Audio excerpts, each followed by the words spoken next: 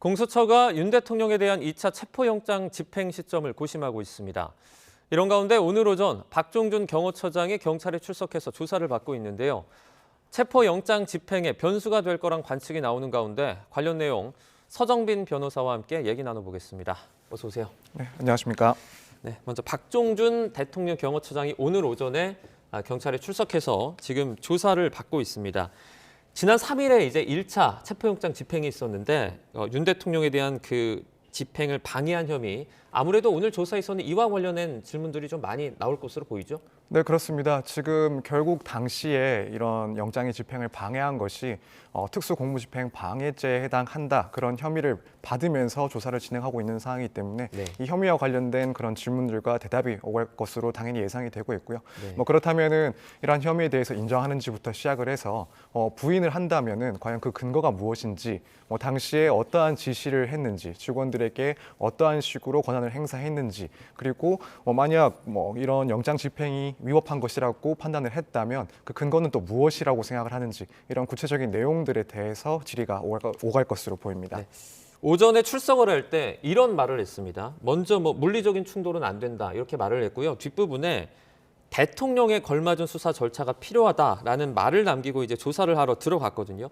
대통령에 맞는 수사 절차라는 건 지금 어떤 걸 의미하는 거죠?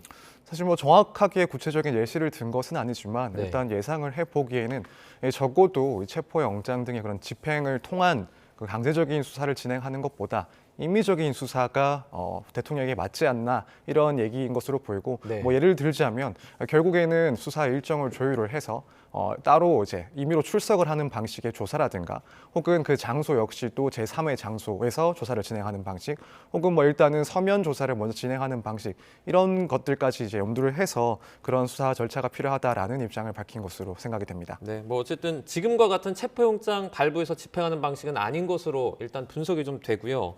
자, 이 부분도 얘기를 했습니다. 체포영장이 적법하게 발부되지 않았다, 그래서 법리적으로 논쟁이 있을 거다, 이렇게 말을 했는데, 예를 들어서 서부지법에 영장 청구를 했다든지, 아니면 그 영장에 이제 그 형사법 110조나 111조 포함시켰다든지, 이런 것들을 의미하는 것 같죠. 네, 그러니까 결국에는 이제 윤 대통령 측에서 주장했던 그런 내용들을 다시 한번 언급을 한 것으로 보입니다. 네. 이제 공수처의 수사권이 있는지 여부부터 시작을 해서 이 영장의 청구 과정, 그리고 영장이 발부될 때 말씀하신 것처럼 그런 예외적인 규정에 대해서 적용을 배제한다라는 내용이 또 포함되어 있었던 부분들, 이런 것까지 모두 포함을 해서 그 영장 집행의 적법성 여부에 대해 논란이 있다라고 이야기를 하는 것 같고, 네. 결국에는 본인이 받고 있는 지금 특수 공무집행 방해 혐의와 관련해서도 결국 이 공무원이 적법한 그런 공무를 수행하는 과정에 방해가 있을 경우에 이런 죄가 성립하는데, 그렇지 않다, 이건 위법한 결국 공무집행이다라는 점을 주장하는 측면에서도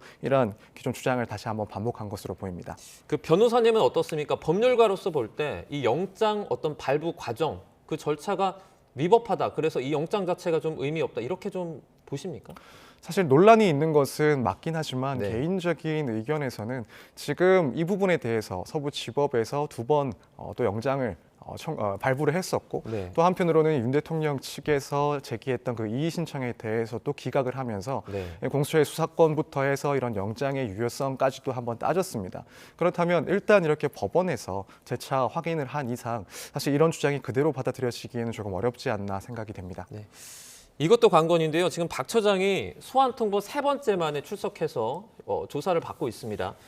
오늘 경찰이 이 박 처장을 긴급 체포할 가능성은 어느 정도로 보십니까? 물론 가능성이야 있긴 하겠지만 네.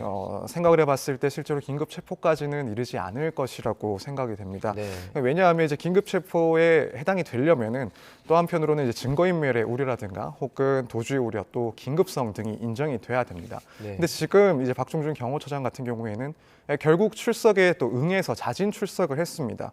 그리고 이제 이전부터 경찰이 출석 요구를 해왔던 기간이 일주일 정도로 비교적 짧은 것도 사실이고, 네. 이제 출석을 거부한 그런 사유도 경험 문제라든가, 또 한편으로는 변호인 선임 문제 등을 들어왔습니다. 그래서 이런 점들을 고려하자면 자진 출석한 이 경호처장에 대해서 도주 우려라든가 증거인멸 우려가 있다, 긴급성이 인정된다라고 판단되기에는 조금 어려운 점이 있지 않나 생각이 들어서, 그렇다면은 오늘 긴급 체포까지 진행을 할 가능성은 비교적 낮다라고 생각하고 있습니다. 네. 박종준 경호처장의 빈자리를 지금 김성훈 경호처 차장이 대행하고 있는 것으로 전해지고 있는데요. 김성훈 경호차장도 사실 그 경찰에 입건된 상태 아닙니까? 조사를 받아야 되죠.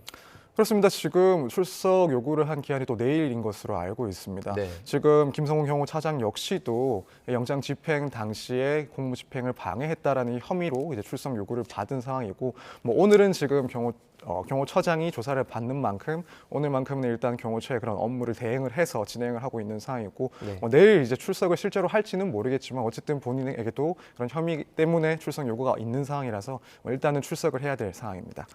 자, 지금 경찰이 경호처에 대통령 체포영장 집행 관련해 가지고 26명이라고 합니다. 신원 확인을 요청한 상황인데요. 경호처 내에서 이제 조사를 받게 될 사람이 아무래도 계속 늘어날 것 같은데 경호처 입장에서는 나중에 이제 법적인 책임을 져야 될 수도 있기 때문에 어떻게 보면 좀 고심이 깊어질 것 같습니다. 네, 그렇습니다. 사실 지금 뭐 경호처의 요구에도 불구하고 군경이 이제 향후의 영장 집행에 대해서는 협조할 수가 없다라는 입장을 또 밝힌 상황이기도 하고, 네. 뭐 한편으로는 지금 경호처장이 이 특수공무 집행 방해 혐의로 조사를 받고 있는 이상 내부에서 동요가 있다라는 그런 의견들이 많이 나오고 있습니다. 그리고 이렇게 지금 26명의 신원을 또 확보하기 위해서 지금 경찰에서 진행을 하고 있는 상황이다 보니 아무래도 뭐 내가 지시에 의해서 당시에 업무를 수행했다 하더라도 결국에는 본인들까지도 공무집행 방해 혐의가 문제된다, 그런 생각을 할 수밖에 없는 상황이기 때문에 현 상황에서는 분명히 이제 내부적인 그런 동요도 충분히 있을 거라고 예상할 수 있습니다. 네. 박종준 경호처장 그리고 뭐 김성은 경호처 차장 관련해 가지고 경찰 뭐 입건 관련된 얘기를 했는데, 만약에 이제 경호처에 있는 수뇌부들이 계속해서 뭐 조사를 받고 혹시나 또 체포가 되게 된다면 아무래도 경호처 입장에서는 윤 대통령의 그 체포영장 집행을 거부하는 입장에서 동력이 좀 꺾일 수밖에 없지 않습니까? 네, 그렇습니다. 지금 2차 집행을 이제 예상을 하면서 그 방법이 어떻게 될 것이냐 여러 의견들과 검토들이 있는데, 네. 그 중에 한 가지 방식이 이제 집행을 할 당시에 공무집행 방해 혐의로 뭐 일부 직원들이나 혹은 지휘부들을 체포를 해 나가면서 진행을 한다, 이런 의견들도 많이 나오고 있는 상황입니다. 네. 그러다 보니 지금 이렇게 처장이나 혹은 차장에 대해서 조사가 계속 진행이 된다면 그런 부분은 결국 향후에 이 경호처의 입장에 상당한 변수가 되지 않을까. 그래서 이전까지의 분위기와는 조금 달라지지 않을까, 이렇게 예상해 볼 수 있는 상황입니다. 네. 윤 대통령 2차 체포 영장 기한은 아직 명확하게 공지된 바는 없습니다. 자, 그럼에도 불구하고 이제 설 연휴 전까지다, 뭐 그런 보도들이 계속해서 나오고 있는데, 지난 7일 날 이제 이게 그 영장이 발부가 됐기 때문에 만약에 설 전까지라고 하면 거의 3주 정도 되지 않습니까? 이 정도 기간에 영장 발부되는 게 뭐 흔합니까? 어떻습니까? 흔하지는 않습니다. 네. 일단 보통 뭐 영장에 대해서 체포영장에 대해서 그 유효 기간에 대해서 뭐 언제까지 해야 된다라는 딱히 이렇게 정해진 규정은 없긴 한데, 네. 통상적으로는 이제 일주일 정도, 그렇기 때문에 뭐 재청구를 한다 하더라도 마찬가지로 일주일 정도를 부여를 합니다. 물론 이 상황 같은 경우에는 특수한 경우이다 보니 그래도 조금 더 기한을 할애받았다면 뭐 2주 정도가 되지 않았을까, 이렇게 예상을 했었는데, 네. 지금 나오는 일부 보도나 이런 것들에 의하면은 3주까지도 이제 영장 기한을 설정했을 수 있다라는 상황이라 이렇게 기간을 비교해 봤을 때는 통상적인 경우보다는 분명 길게 유효 기간을 설정한 것은 맞습니다. 네, 말씀대로 통상적인 기간보다 길게 설정을 했다. 그러면 이렇게 길게 준 이유가 있지 않겠습니까? 조금 더 준비를 잘해서 체포영장을 제대로 집행하라는 그런 의도일까요? 네, 그렇게 일단 보여집니다. 사실 이전에 1차 집행 같은 경우에도 분명히 이제 법원이나 혹은 관계자들이 봤을 때 네. 결국 이런 경호처의 반발 때문에 집행이 될 수 없었다라는 것은 충분히 인지를 했을 것이고, 그렇다면 이번에 재청구를 해서 발부하는 이 영장의 경우에는 그래도 기간을 조금 더 늘려서 준비 기간을 확보하고 또 조금 더 예상하지 못하는 시기에 집행을 할 수 있는 그런 여유를 줌으로써 결국에는 영장의 그런 실현 가능성까지도 고려를 해서 이렇게 3주라는 기간, 물론 확인된 것은 아닙니다만 조금 길게 설정을 하지 않았나, 이렇게 생각이 됩니다. 네. 지금 시점에서 가장 큰 관심이 또 이겁니다. 체포영장 집행 시기 언제냐라는 건데요. 얘기들이 너무 많아서 뭐 주말 중에 할 수도 있다, 주말 끝나고 할 수도 있다, 이런 얘기들 계속 나오는데 혹시 좀 언제쯤 할 가능성이 높다고 보세요? 정말 이거는 예측하기가 너무 힘든 것 같습니다. 사실 이 영장 집행이 언제가 될 것이냐 이야기가 무척 많았고, 네. 이제 오늘이 될 것이다라는 이야기도 있었고, 또 네. 한편으로는 오늘은 좀 늦었죠, 이제? 네, 오늘은 사실은 조금 늦은 상황인 것 같습니다. 네.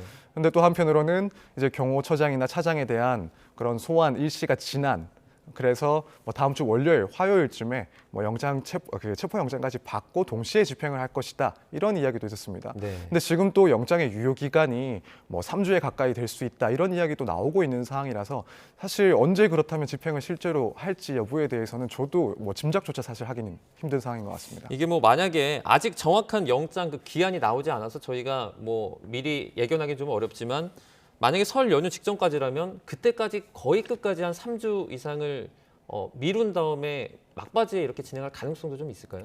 그럴 가능성도 있어 보이긴 합니다. 네. 다만 또 한편으로는 일단 물론 지금 공수처나 경찰에서는 2차 집행으로 완료를 하겠다라는 입장이긴 한데 네. 혹시라도 이제 그 집행이 안 될 경우에 그렇다면 남은 기한이 너무 여유가 없게 되는 그런 문제가 발생할 수가 있습니다. 네. 그래서 그렇게 거의 기한이 만료될 지점까지 가서 집행을 할지라고 생각하기에는 조금 너무 늦지 않나. 그렇다면 적어도 조금 더 여유를 두고 말미까지는 여유를 두고 한번 집행을 하지 않을까 이렇게 생각을 하고 있습니다. 네. 윤 대통령 측은 2차 체포 영장도 무효라면서 헌재에 이제 권한쟁의 심판을 청구했고요. 효력금지 가처분 신청도 냈습니다. 그 1차 영장 집행 관련해서도 당시에 가처분 신청을 냈는데 그때 기각되지 않았습니까? 그때는 이제 기각이라기보다는 네. 이제 결국에는 영장의 유효 기간이 끝날 때까지 네네. 이제 헌법재판소의 결정이 없었기 때문에 사실상 무의미해졌다 이렇게 일단 윤 대통령 측에서는 밝혔고 네. 지금 이번에 어쨌든 다시 한번 영장이 재청구가 되면서 그러니까 앞으로 이 2차 체포 영장이 발부가 된 상황에서 여기에 대해서 다시 한번 권한쟁의 심판이나 혹은 효력정지 가처분을 지금 신청한 상황입니다. 네. 그러면 그 효력금지 가처분 신청을 냈고 그 다음에 절차는 어떻게 진행됩니까? 원칙적으로는 이제 효력정지 가처분은 이런 신문기일 같은 것들이 지정이 되고 네. 결국에는 권한쟁의 심판 결론에 앞서서 본안 판단이 있기 전까지 임시로 이제 처분의 효력을 정지시키는 거기 때문에 먼저 인용 여부가 결정되어야 되긴 합니다. 하지만 이제 이 상황 같은 경우에는 먼저 이 사안에서 대통령이 침해를 받았다라고 볼 만한 권한 자체가 있는지 여부가 조금 문제가 될 수가 있고 네. 또 한편으로는 이 헌법재판소의 그런 판단이 있기 전에 2차 영장이 유효기간이 만료가 되거나 혹은 또 집행이 종료될 가능성이 있습니다. 그렇게 되면은 뭐 이제 권리 보호 이익이 없다라고 봐서 또 각하될 가능성도 존재합니다. 네. 이런 의혹도 있습니다. 그 공수처 측에서 먼저 서울중앙지법에 영장 청구를 했고 이게 기각이 되자 이번에 서부지법에 다시 청구를 해서 발부를 받았다라는 그런 의혹도 있는데 이건 일단 법리적으로 맞습니까? 가능합니까? 일단 가능은 한데 지금 문제를 제기하고 있는 지점은 네. 이제 한 차례 그 체포영장을 청구를 했다가 기각이 되면 네. 이후에 다시 한번 체포영장을 청구할 때는 추가적으로 그 취지나 이유를 기재를 해야 됩니다. 그러니까 네. 쉽게 말해서 기각된 경우에는 다시 한번 청구할 때 보강을 해야 된다는 거죠. 근데 만약에 이런 주장처럼 동일한 내용으로 중앙지법에다가 청구를 했다가 기각을 당했고 네. 그런데 별다른 사유를 추가하지 않고 똑같은 내용으로 서부지법에 영장을 청구했다라고 한다면 이런 영장의 재청구와 관련된 규정을 위반했다는 문제가 발생할 수가 있습니다. 오동우 공수처장이 이제 국회 본회의에서 이렇게 말했습니다. 서부지법에 처음 청구했다. 그러니까 중앙지검에 먼저 청구한 적이 없다 이렇게 말을 했는데 뭐 이게 뭐 위법일 가능성은 그러니까 위증일 가능성은 좀 낮습니까? 어떻게 보십니까? 일단은 뭐 상당히 이 부분에 대해서 명확하게 이야기를 한 것 같습니다. 네. 그렇게 뭐 처음으로 청구한 것은 서부지법이다라고 이야기를 하고 있고 또 지금 상황을 봤을 때 지금 공수처 같은 경우에는 현 상황에서 뭐 존립의 문제까지도 제기가 되고 있는 그런 상황이다 보니 이 국회에서 나와서까지 이제 이렇게 이야기한 발언이 또 거짓일 가능성은 그래도 또 낮지 않을까 이렇게 생각이 됩니다. 그 하나만 더 짧게 좀 여쭤볼게요. 그 이걸 확인하는 게 많이 어렵습니까? 지금 법원에서 어떤 입장을 명확하게 내놓지는 않은 것 같습니다. 네. 만약에 이 부분에 대해서 문제 제기가 보다 강하게 제기가 된다면 법원에서도 사실 이런 것들을 조금 밝히는 게 가능하지 않을까. 그렇다면 생각보다 쉽게 사실관계가 확인되지 않을까 생각이 됩니다. 네, 알겠습니다. 윤 대통령 수사 관련해서 저희가 지금 서정빈 변호사와 함께 자세한 얘기 나눠봤습니다. 오늘 고맙습니다. 감사합니다.